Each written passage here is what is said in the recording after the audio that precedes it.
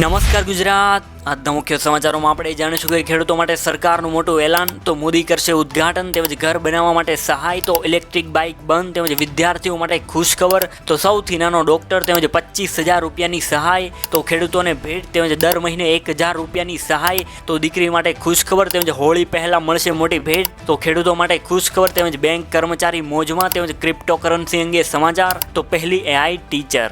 તો જાણીશું આજના સૌથી મોટા સમાચાર આ વિડીયોની અંદર. મિત્રો, દરેક સમાચાર દરેક માહિતી જણાવવું એ પહેલાં ગુજરાતના દરેક મિત્રો આ પરોઢ સમાચારમાં જે નવા છે તે બધાને મારી વિનંતી છે કે અત્યારે જ સબસ્ક્રાઇબ કરો અમારી પરોઢ યુટ્યુબ ચેનલ, જેથી કરીને આજના જે કામના અને મહત્વના સમાચાર છે એ આ ચેનલના માધ્યમથી તમને મળી જાય. તો જોઈએ સૌપ્રથમ મોટી ખબરમાં. તો ખેડૂતો માટે સરકારનું મોટું એલાન. જી હા મિત્રો, હવે ખેડૂતો જે પણ અનાજ વાવશે તેમાં સરકાર તેની પાસેથી MSP ભાવેથી ખરીદશે. તેમજ સાથે એવું પણ કીધેલું છે કે સરકાર આ વસ્તુ 5 વર્ષ સુધી MSPના ભાવે ખરીદશે. એટલે કે 5 વર્ષ સુધી અનાજની ખરીદી MSPના ભાવે ખરીદવામાં આવશે. આવી રીતે લોકસભાની ચૂંટણી પહેલાં સરકારે ખેડૂતો માટે આ MSPની ફોર્મ્યુલા તૈયાર કરી છે કે જેથી બધા જ ખેડૂતોને સમાન હક છે એ અનાજ ભાવ ઉપર મળે. ત્યારબાદના સમાચારો વિશે વાત કરીએ તો નરેન્દ્ર મોદી કરશે ઉદ્ઘાટન. હાલમાં જ નરેન્દ્ર મોદી અસમમાં કાજીરંગામાં 2 દિવસનો રોડ શો કરશે. તેમજ અરુણાચલ પ્રદેશમાં 825 કરોડની ટનલનું ઉદ્ઘાટન પણ કરશે. તેમજ આ ટનલના ચાલુ થયા બાદ 10 કિલોમીટરની તવાંગથી ચીન સુધીની સીમાનું અંતર ઘટશે. તેમજ 13,000 મીટર ઊંચી આ સુરંગથી અરુણાચલના ત્વાંગને 12 માસ કનેક્ટિવિટી આપશે. તો મોદી દ્વારા ઘણા બધા પ્રદેશમાં વિકાસના કાર્યો કરવામાં આવ્યા છે મિત્રો. તેમજ આવો જ વિકાસ હવે ગુજરાતમાં પણ થવાની શરૂઆત થઈ ગઈ છે. ત્યારબાદના સમાચારો વિશે વાત કરીએ તો ઘર બનાવવા માટે સહાય. જી હા મિત્રો, પ્રધાનમંત્રી આવાસ યોજના હેઠળ પ્રધાનમંત્રી ગ્રામીણ આવાસ યોજના જે 2021માં ચાલુ થઈ હતી, જે હાલમાં પણ અત્યારે ચાલુ જ છે, કે જેમાં કેન્દ્ર સરકાર જમીન ઉપર મકાન બનાવવા માટે 1,20,000 રૂપિયાની નાણાકીય સહાય પૂરી પાડે છે. અને ડુંગરાળ વિસ્તારમાં મકાનો બાંધવા માટે સરકારે 1,30,000ની નાણાકીય સહાય પૂરી પાડી છે. આ સિવાય મિત્રો 90 માનવ દિવસની મનરેગા હેઠળ રોજગારીની સહાય રૂપે 17,280 રૂપિયા આપવામાં આવે છે. આ ઉપરાંત મિત્રો 12,000 રૂપિયાની સહાય છે એ શૌચાલય બાંધવા માટે પણ આપવામાં આવે છે. આમ કુલ 1,50,000 રૂપિયા જેટલી સહાય છે એ સરકાર આપણને આપી રહી છે. તો જે પણ ગરીબ લોકોને અથવા તો નાના માણસોને આ રીતની સહાય, કોઈ પણ સહાય મેળવવી હોય તો આ યોજનાનું ફોર્મ ભરીને સહાય મેળવી શકો છો. મિત્રો, આ સમાચારને લઈને એક લાઇક તો જરૂર બને. ત્યારબાદના સમાચારો વિશે વાત કરીએ તો ઇલેક્ટ્રિક ગાડી બંધ. જી હા મિત્રો, આ વસ્તુ મહિલા માટે આટલી બધી સુરક્ષિત નથી તેવું જાણવા મળી રહ્યું છે. મિત્રો, કર્ણાટક સરકારે આ જાહેરાત કરી છે કે આ ઇલેક્ટ્રિક બાઇક જે છે એ મહિલા માટે સુરક્ષિત નથી. આથી હવે કર્ણાટકમાં આ ઇલેક્ટ્રિક ગાડી નહીં ચાલી શકે. કારણ કે આવી ઇલેક્ટ્રિક ગાડી દ્વારા ઘણા બધા એવા પણ કિસ્સા બને છે કે જ્યારે તે એની જાતે જ સળગવા લાગે છે. તો આનાથી બહુ મોટી જાનહાનિ પણ થઈ શકે છે.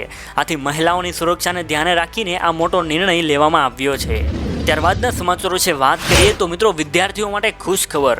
શાળામાં હવે મિડ ડે મિલ્ક એટલે કે મધ્યાહન ભોજનમાં બધા જ વિદ્યાર્થીઓને ગાયનું દૂધ આપવામાં આવશે.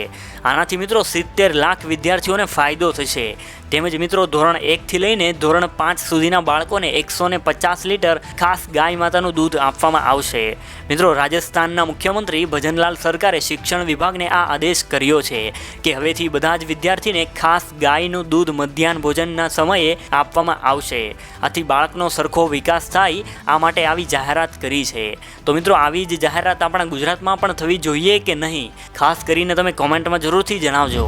ત્યારબાદના સમાચારો વિશે વાત કરીએ તો સૌથી નાનો ડોક્ટર. મિત્રો, માત્ર 3 ફૂટની જ હાઇટ અને પોતાના ઈરાદાથી મક્કમ છે આ ડોક્ટર. મિત્રો, આ આપણા ભાવનગરના 3 ફૂટના ગણેશ બારૈયાએ હાલમાં જ MBBS પૂરું કરીને અત્યારે ભાવનગરની સરકારી હોસ્પિટલમાં તે ડોક્ટર છે. મિત્રો, આ ગણેશને અત્યારે સૌથી નાના ડોક્ટર તરીકે પણ ઓળખવામાં આવે છે, કારણ કે ગણેશ બારૈયાની હાઇટ માત્ર 3 ફૂટની છે અને તે અત્યારે ડોક્ટર બની ગયા છે. તો મિત્રો, આ છે આપણા ભાવનગરનું ગૌરવ કે જે 3 ફૂટની હાઇટ હોવા છતાં પણ હાર ન માની અને MBBS બનીને પોતાનું નામ રોશન કર્યું.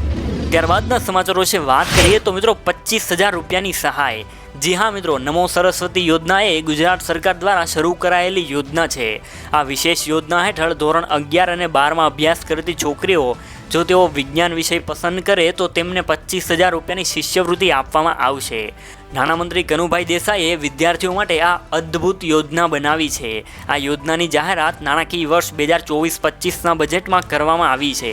આ યોજનાનો લાભ એ છે કે શિષ્યવૃત્તિ ફક્ત ગરીબ અને મધ્યમ વર્ગના પરિવારોની દીકરીઓને જ આપવામાં આવશે કે જેથી કરીને બાળકી કોઈ પણ આર્થિક સમસ્યા વિના પોતાનું શિક્ષણ પૂરું કરી શકે. શિષ્યવૃત્તિની રકમ લાભાર્થી વિદ્યાર્થીઓના બેંકના ખાતામાં જ સીધી જમા કરવામાં આવશે. ત્યારબાદના સમાચારો વિશે વાત કરીએ તો મિત્રો, ખેડૂતોને ભેટ. ખેડૂતો માટે આ યોજના થકી મફતમાં થશે હવે પાકની નિકાસ. કેન્દ્રની મોદી સરકાર ખેડૂતોને ફરીથી એક ભેટ આપી છે. કેન્દ્ર સરકારે ખેડૂતો માટે નવી યોજનાની શરૂઆત કરી છે. આ યોજના થકી હવે ખેડૂતોએ પોતાના પાક એટલે કે ફળ, શાકભાજી, દૂધ અને અન્ય કૃષિ ઉત્પાદકોને વિમાન થકી દેશના ભાગથી બીજા ભાગમાં મોકલી શકાય છે. તેના માટે કેન્દ્ર સરકારે જે યોજના શરૂ કરી છે તેને PM કિસાન ઉડાન યોજના નામ આપવામાં આવ્યું છે. એમ તો કેન્દ્ર સરકાર ખેડૂતો માટે ઘણી બધી યોજના ચલાવી રહી છે કે જેમાં ખેડૂતોને સબસિડીથી લઈને લોન અને ક્રેડિટ કાર્ડ જેવી સુવિધાઓ પણ આપવામાં આવે છે. હવે કેન્દ્ર જો નવી યોજના PM કિસાન ઉડાન યોજના લઈને આવી છે, તેનાથી સરકાર ખેડૂતોની આ સમસ્યા દૂર કરવા માંગે છે. જેમાં ખેડૂતોને પાક મોકલવામાં મોડું થવાના કારણે તે ખરાબ થવા માંડે છે, જેથી કરીને ખેડૂતોને મોટું નુકસાન વેઠવું પડે છે. આથી આ યોજના શરૂ કરવામાં આવી છે. ત્યારબાદના સમાચારો વિશે વાત કરીએ તો દર મહિને મિત્રો 1000 રૂપિયાની સહાય મળવા પાત્ર છે. મિત્રો આ યોજના જે છે એમાંથી BPL કાર્ડમાં 17 વર્ષ ઉંમરનો જે નિયમ છે એ દૂર કરવામાં આવ્યો છે અને એ દૂર કરીને એ લોકોને પણ 1000 રૂપિયાની સહાય જે છે એ આપવામાં આવશે. આ માટે 28 કરોડ રૂપિયાની જોગવાઈ કરવામાં આવી છે. તેમજ દિવ્યાંગ લોકો જે છે એ લોકોને માસિક 1000 રૂપિયાની સહાય જે છે એ આપવામાં આવશે. સંત સુરદાસ યોજના હેઠળ જે નિયમો હતા એની અંદર હવે ફેરફાર કરવામાં આવ્યો છે અને હવે દિવ્યાંગ લોકોને દર મહિને 1000 રૂપિયાની સહાય છે એ સંત સુરદાસ યોજનામાંથી આપવામાં આવશે. ત્યારબાદના સમાચારો વિશે વાત કરીએ તો દીકરીઓ માટે ખુશખબર. મિત્રો આ યોજનાની અંદર આટલા લાભો જે છે એ આપવામાં આવે છે. સુકન્યા સમૃદ્ધિ યોજના એ દીકરીઓ માટે કેન્દ્ર સરકારની એક નાની બચત યોજના છે જે PM મોદીએ બેટી બચાવો બેટી પઢાઓ યોજના હેઠળ શરૂ કરી હતી. સુકન્યા સમૃદ્ધિ યોજના હેઠળ ખાતું ગમે તે પોસ્ટ ઓફિસમાં અથવા તો બેંકની અધિકૃત શાખામાં ખોલી શકાય છે. મિત્રો આ સુકન્યા સમૃદ્ધિ યોજના ફક્ત એક દીકરીના નામે જ ખોલવામાં આવી શકે છે. તેમજ એમાં વર્ષમાં ઓછામાં ઓછા 500 અને વધુમાં વધુ 1,50,000 રૂપિયાનું રોકાણ કરી શકાય છે.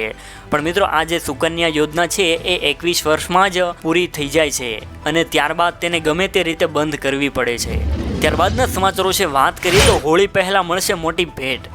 રેલવેએ મહારાષ્ટ્ર અને ગુજરાતના ઘણા રૂટ ઉપર વિશેષ ટ્રેનો ચલાવવાની જાહેરાત કરી છે. તહેવારોની સિઝનમાં મુસાફરોને મુશ્કેલીનો સામનો કરવો ના પડે તે માટે સ્પેશિયલ ટ્રેનો શરૂ કરવામાં આવી છે. કન્ફર્મ ટિકિટ મેળવવાની ચિંતા અને ટ્રેનમાં સીટ મેળવવાના સંઘર્ષમાંથી રાહત આપવા માટે રેલવેએ આ પહેલ કરી છે. તેમજ આ ટ્રેન સુરતથી કરમાલીની સ્પેશિયલ ટ્રેન કે જે વલસાડ, વાપી, પાલઘર, વસઈ રોડ અને ભિવંડી સુધીના અનેક સ્ટોપ લેશે. આથી મુસાફરોને ઘણો ફાયદો થશે. ત્યારબાદના સમાચારો વિશે વાત કરીએ તો મિત્રો ખેડૂતો માટે ખુશ ખબર.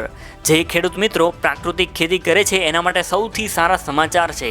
મિત્રો હવે પ્રાકૃતિક ખેતી કરતા ખેડૂતો માટે એક ખાસ પ્રકારનું કૃષિ બજાર વિકસાવવામાં આવ્યું છે જે તમારા તાલુકાની અંદર જ અઠવાડિયામાં 2 દિવસ સુધી કૃષિ બજાર વિકસાવવામાં આવ્યું છે. આ બજારની અંદર તમારી પ્રાકૃતિક ખેતીમાંથી જે પણ ઉત્પાદન થાય છે એ તમે હવેથી આ બજારમાં વેચી શકશો અને આ બજાર થકી તમે સારો એવો નફો મેળવી શકશો. તો તમારા જ વિસ્તારમાં આ બજાર હવે ખુલશે. આ કૃષિ બજાર કયા કયા વારે ભરાશે તો એક રવિવાર અને ગુરુવારે આ કૃષિ બજાર છે એ ભરાશે એવું જણાવવામાં આવ્યું છે કે જેના થકી ખેડૂત મિત્રોને સારો એવો ફાયદો થઈ શકે તેમ છે. મિત્રો ખાસ કરીને ખેડૂત મિત્રો જે છે એ પ્રાકૃતિક ખેતીને લઈને આગળ આવે એને થકી આ સરકાર દ્વારા મોટો નિર્ણય લેવામાં આવ્યો છે.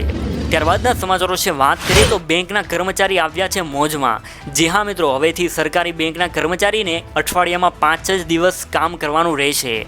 એટલે કે મિત્રો હવે 5 વર્કિંગ ડેઝ શરૂ કરી દેવામાં આવશે. તેમજ તેના પગારમાં પણ વધારો કરવામાં આવશે. મિત્રો લોકસભાની ચૂંટણી પહેલાં આ ભેટ સરકારી બેંકના કર્મચારીઓને મળી શકે છે. હાલમાં જ કર્મચારી અને બેંકના અધિકારી બંને સહમત થયા છે. આથી વહેલી તકે આ નિર્ણય લેવામાં આવશે. ત્યારબાદના સમાચારો છે વાત કરીએ તો ક્રિપ્ટોકરન્સી અંગે સમાચાર. મિત્રો અત્યારે ક્રિપ્ટોકરન્સીમાં ભારે વધારો જોવા મળી રહ્યો છે. બિટકોઇન અત્યારે $17,000 ઉપર જતો રહ્યો છે. મિત્રો જાણકારો એવું કહે છે કે આવનારા દિવસોમાં બિટકોઇનની કિંમત જે છે એમાં હજી વધારો થવાની શક્યતાઓ છે. તેમજ આગળના 2 મહિનામાં બિટકોઇનની કિંમત જે છે એ $75,000થી પણ ઉપર જાય તેવી શક્યતાઓ દેખાઈ રહી છે. ત્યારબાદના છેલ્લા સમાચારો છે વાત કરીએ તો મિત્રો પહેલી AI ટીચર. આ શાળામાં પહેલી AI ટીચર રાખવામાં આવી છે. મિત્રો આની ખાસિયત એ છે કે આ AI ટીચર 3 ભાષા બોલે છે. મિત્રો ભારતનું કેરળ રાજ્ય શિક્ષણમાં બહુ આગળ છે, તો તેની જ શાળામાં આ એક AI ટીચર રોબોટ રાખવામાં આવી છે કે જે ઓરિજિનલ એક મહિલા શિક્ષકની જેમ જ બોલતી હશે. તેમજ આ 3 ભાષા છે એ આરામથી બોલી શકે છે. તેમજ મિત્રો AI શિક્ષક બાળકોના બધા જ સવાલોના જવાબ આપશે. તેમજ બાળકોને એની સાથે ભણવાનું પણ વધારે સારું લાગશે. મિત્રો તમે જોઈ શકો છો કે અત્યારે આર્ટિફિશિયલ ઇન્ટેલિજન્ટ બહુ આગળ વધી રહ્યું છે. તેમજ મિત્રો આની થોડી ખરાબ અસર પણ થઈ શકશે, કારણ કે જો મિત્રો આવા રોબોટ ટીચર જો વધતા જશે તો હાલમાં જે શિક્ષક છે એની નોકરી સાવ જતી રહેશે તેવું લાગી રહ્યું છે. જો મિત્રો આ વાત સાચી હોય તો તમે કમેન્ટમાં જરૂરથી જણાવજો. તો મિત્રો આજના સમાચારોમાં બસ આટલું જ. મળીએ કાલે નવા સમાચાર સાથે. ધન્યવાદ.